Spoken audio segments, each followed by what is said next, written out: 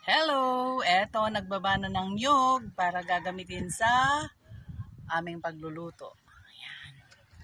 Ayan ang aming puno ng niyog, nag-iisa. Eto, pababa naman yung isang buwig ng buko. Gagawin naming buko salad. Ayun si brother. Sa taas siya. Ayan. 6 na buko, pwede na yan. Pangsahog sa... Oo, pwede na. Okay, thank you. Tapos pakibaba mo na lang yung isang nyug pa dun sa may bandang likuran. Yan. Si brother, makyat. Galing.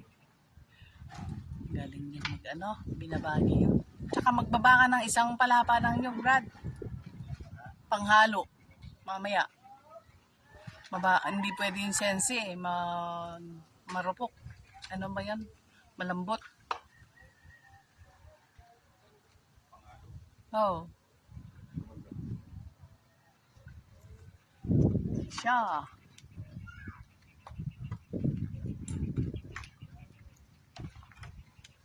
Yan.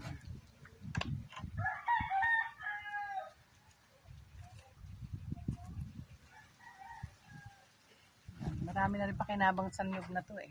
Sa mga bunga. Oops, against the light. Against the light. Eh, mga buko pa rin yan. Yung ano na yan. Yan. Sa ano na, sa bagong taon na lang yan. Akit siya, boy. Gayabang mo niya si brother. Yabang na, nakikita siya, bugmundo. Ay! Bakit?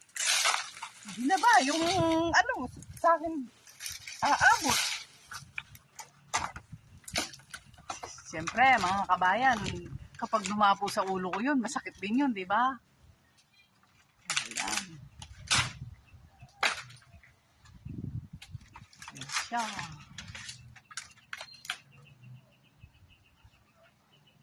Ayan, yung isa. Kukunin na rin yun. Hindi, ayaw mo muna yun. Yan, dalawa sa may uluhan mo. Alito? Oh, yan. Oh. Yan, dalawang yan.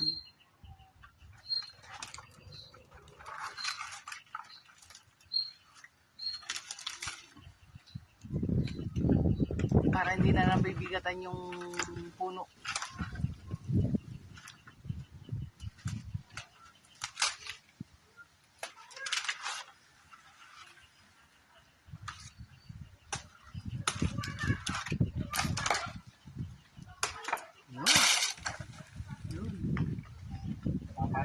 Oo.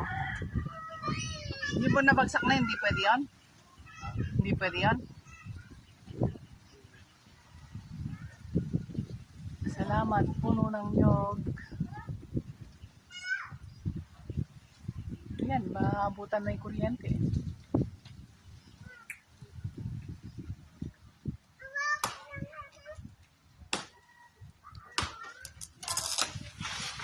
Yun. Tama na yun. Oh.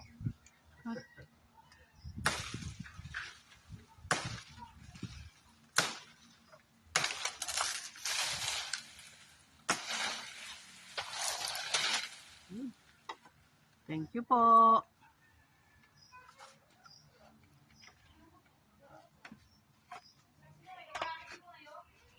Ayan. Thank you.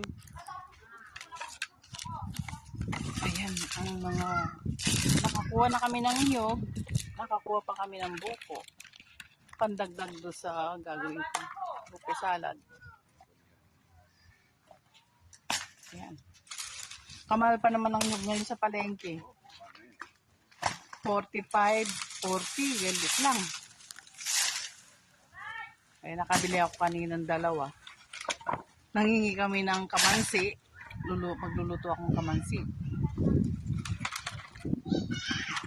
Additional recipe sa... Okay, thank you.